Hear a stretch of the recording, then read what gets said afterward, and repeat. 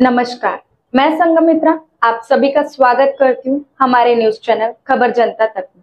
अफवाह नहीं हकीकत बयां करते हैं हम। आइए देखते हैं आज की खास खबर।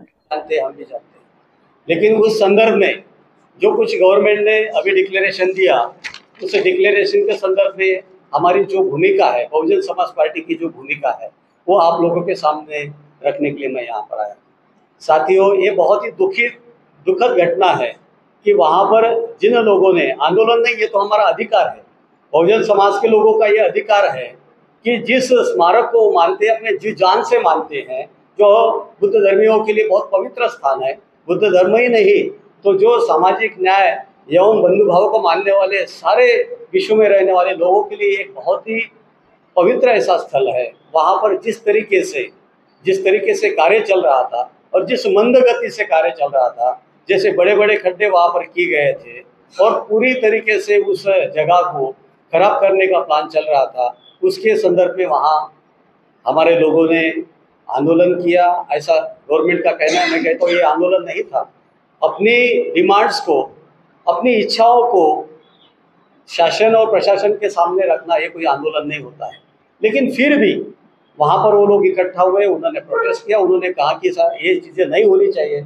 आने वाले दिनों में अक्टूबर में दीक्षा भूमि के अंदर बहुत बड़ा विश्व स्तरीय प्रोग्राम होता है, लोग अपना माथा टेकने के लिए वहाँ आते हैं, उनकी श्रद्धा होती है। तो ऐसे जगह पर ये कार्यक्रम हुआ और कल मुझे ये मालूम पड़ा कि दीक्षा भूमि के ऊपर जो आंदोलन हुआ या लोग जो वहाँ पर आए, उनके ऊपर मजबूरन उनके ऊपर कलम लगी गई है, त्यांच्यावर गुन्हे लावण्यात आले आहे आंदोलकांवर।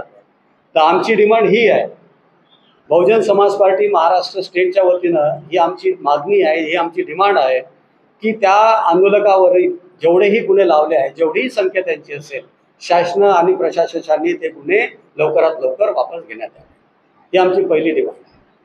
दुसरी डिमांड आहे की यशवंत स्टेडियम पटवर्धन ग्राउंड जे डॉक्टर बाबासाहेब आंबेडकर जन्मशताब्दी स्मारक बनवण्याची जागा तात्काळ देण्यात यावी।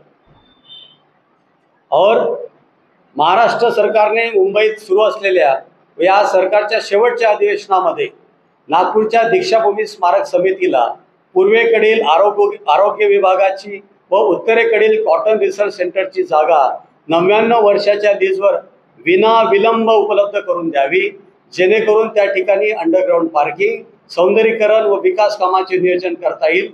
असे न झाल्यास येता धम्मचक्र प्रवर्तन दिनी आंबेडकरी जनता त्या नेत्यांना दीक्षाभूमीवर पाय ठेवू देणार नाही किंवा हाकलून लावेल अशी शक्यता आहे। या कामी महाराष्ट्र शासनाने बिना विलंब पावले उचलावी, अन्यथा बहुजन समाज पार्टी महाराष्ट्र प्रदेश या जन आंदोलनात सक्रिय सहभाग घेऊन संपूर्ण महाराष्ट्रभर हे आंदोलन जनमानसापर्यंत घेऊन जाईल। तिसरी आमची डिमांड आहे, अंबाझरी उद्यानाच्या बाजूचे डॉक्टर बाबासाहेब आंबेडकर सांस्कृतिक भवन जे तोडलेले आहे, अजूनपर्यंत पुनर्बांधणी करण्यात आलेली नाही, त्या सांस्कृतिक भवनाची पुनर्बांधणी लवकरात लवकर करण्यात यावी। पाचवी आमची डिमांड आहे, मुंबई हिंदू मिल येथे डॉक्टर बाबासाहेब आंबेडकर यांचे स्मारक या बाबतीत उद्घाटन झाल्यानंतर सुद्धा आजपर्यंत कुठल्याही प्रकारचे काम सरकारने केलेले नाही। सरकारने हो घातलेल्या सत्रामध्ये अधिकृत घोषणा करून फंड अलॉट करून त्वरित काम सुरू करावे। 200 करोड रुपये SC समाज कल्याणचे फंडमधून डायव्हर्ट करण्यात आले होते आता ह्या कामाकरिता, जेव्हा की दीक्षाभूमी हे अदर्जाची ए ग्रेड पर्यटन स्थळ आहे। हे अदर्जाचे पर्यटन स्थळ असून सुद्धा त्या पर्यटन स्थळाला डेव्हलप करण्यासाठी किंवा त्याचा विकास करण्यासाठी सामान्य फंड का दिला गेला नाही, तो त्वरित द्यावा, ही सुद्धा आमची मागणी आहे। राजश्री छत्रपती शाहू महाराजांचे स्मारक हे 2003ला मेडिकल चौक नागपूर येथे महानगरपालिकेने करून देऊन सुद्धा आजपर्यंत मनवादी सरकार शाहू महाराजांचे स्मारक बनविण्याकरता टाळाटाळ करीत आहे। या अधिवेशनामध्ये सरकारने त्वरित घोषित करून शाहू महाराजांच्या 150व्या जयंतीला न्याय द्यावा, ही सुद्धा बहुजन समाज पार्टीची डिमांड आहे। आठवी डिमांड ही आहे की SC ST OBC नोकरी व पदोन्नती आरक्षण व नोकरीचा बॅकलॉग भरून पूर्ण करावा।